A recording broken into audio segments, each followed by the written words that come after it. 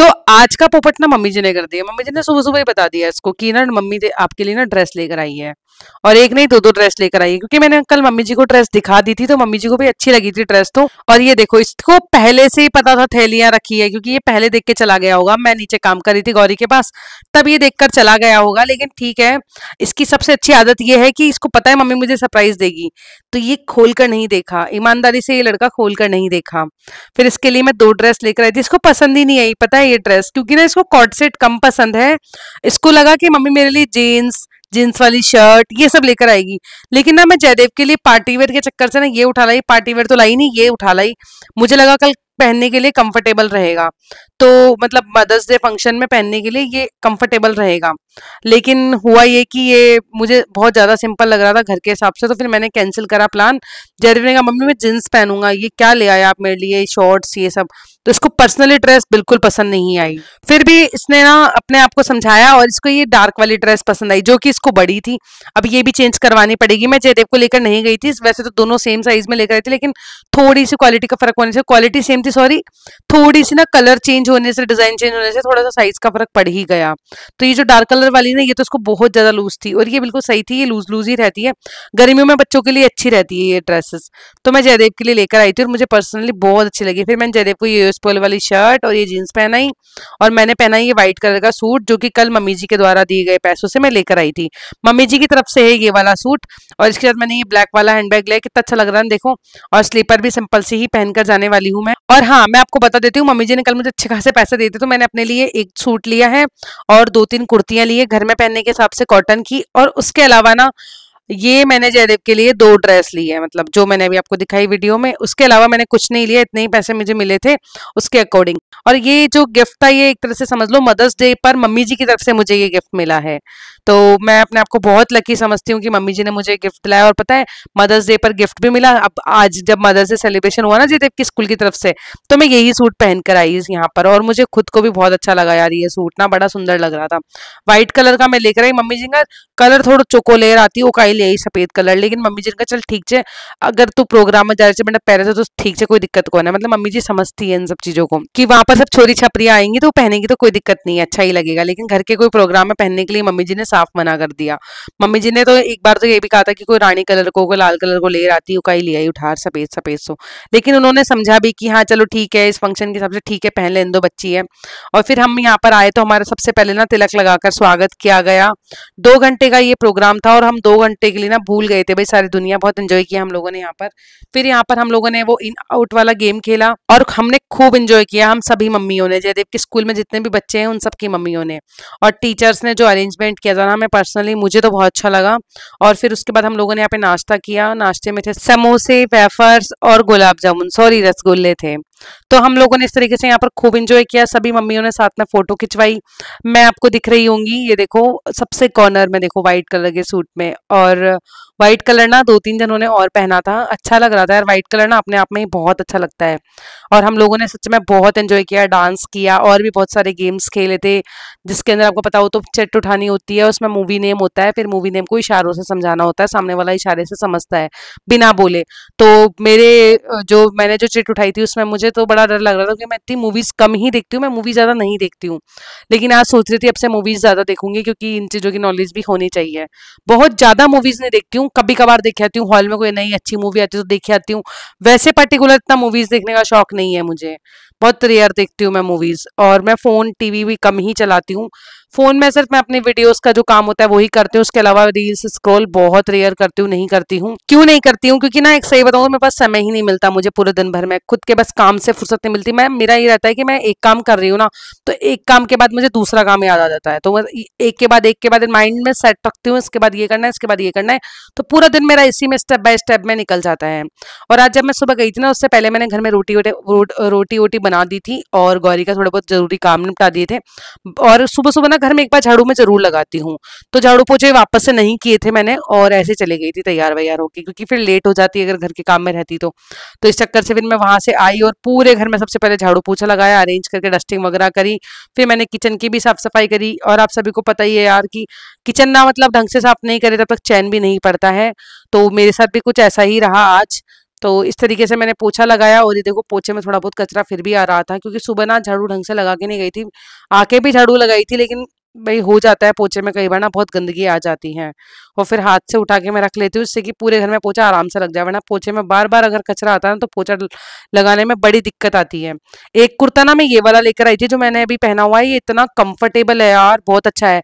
और पता है मेरे साथ सबसे बड़ी प्रॉब्लम होती है कि जो सलवार होते हैं ना, जो पैंट्स होती है कॉटन में, वो बैठते ही ना फट जाते हैं और कंफर्टेबल भी नहीं होते हैं, मतलब अपन कंफर्टेबली नहीं बैठ पाते हैं। मेरे साथ ये प्रॉब्लम होती है। और अभी मैं कुछ दिन पहले ना ऑनलाइन नहीं, सॉरी ऑफलाइन, ये सलवार लेकर आई थी प्योर कॉटन के। इतने अच्छे सलवार है ना यार, ये इतने बढ़िया है, बैठने में भी बड़े आरामदायक होते हैं और फटने फुटाने का भी कोई डर नहीं होता है। बहुत अच्छे सलवार रहे, और गर्मियों के लिए इतनी कंफर्टेबल है ये कुर्तियाँ और ये सलवार। ये मैं वहीं से लेकर आई थी जिस दिन मैं, आपको पता हो तो, अमन जी की तरफ से मैंने एक सूट लिया था लास्ट टाइम मानसरोवर से, तो वहां पर एक शॉप है, उस शॉप पर ना कलेक्शन मुझे बहुत अच्छा लगा यार सूटों का, तो मैं वहां से लेकर आई थी।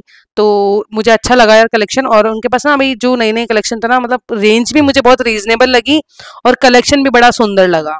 तो उनकी शॉप पे मैं दोबारा विजिट की, मतलब इतनी अच्छी शॉप लगी मुझे, इतना अच्छा कलेक्शन लगा, तो मैं दोबारा विजिट करी मैंने वो शॉप पर, वहीं से मैंने दोबारा खरीदारी करी।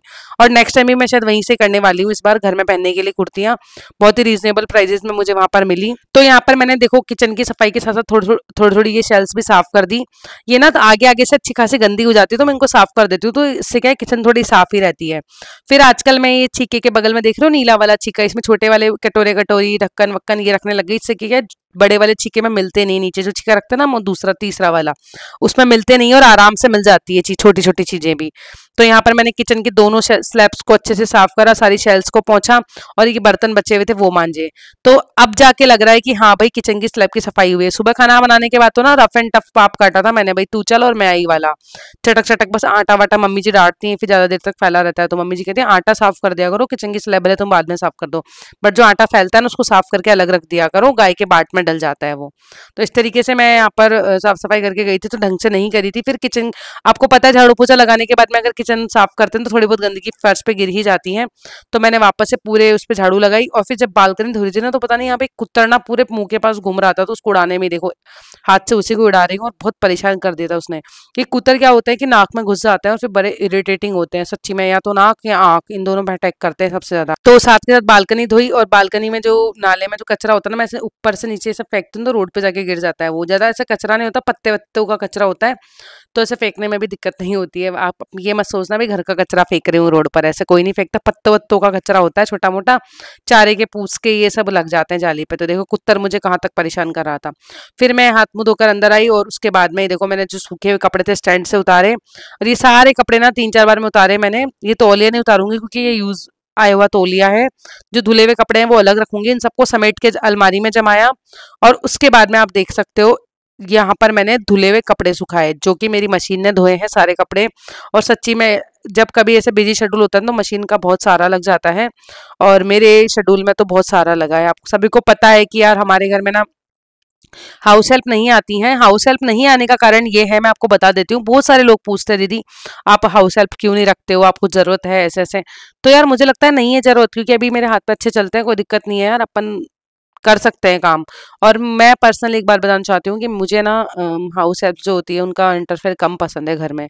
तो इस चीज को कोई नेगेटिव मत लेना, और मैं फिर से कह रही हूँ इस चीज को कोई नेगेटिव मत लेना। मेरा यहाँ पर किसी पर उंगली उठाने का इरादा नहीं है या कुछ ऐसा कहने का इरादा नहीं है, जेन्युइनली बता रही हूँ। मुझे नहीं है पसंद, मुझे लगता है कि मैं अपने घर की साफ सफाई खुद करूँ, खुद मेरे घर को मैनेज करूँ, तो मुझे अच्छा लगता है। फिर उसके बाद शाम को ना मैं मूवी देखने बैठ गई थी, मम्मी जी खाना बना रही थी। मम्मी जी ने आज खाने में बनाई है गंवार फली की सब्जी, जो कि सीजन में पहली बार बनी है इस वाले सीजन में। और गंवार फली की सब्जी आप में से किस किस को पसंद है? मुझे तो बहुत पसंद है। मम्मी जी ने इसमें कोई टमाटर नहीं डाला, कोई उसके अंदर कुछ भी नहीं डाला, आलू वगैरह, सिंपल बनाई थी, इतनी टेस्टी बनती है। मैं यहाँ पर मूवी देख रही थी। कौन सी मूवी देख रही हूँ वो आप मुझे बताना, मैं भी आपको स्क्रीन शेयर करूंगी, देखो। और मैं ये वाली मूवी देख रही थी, तो मुझे बहुत मजा आता है यार मूवी देखने में, लेकिन इतना मूवीज नहीं देखती हूँ मैं।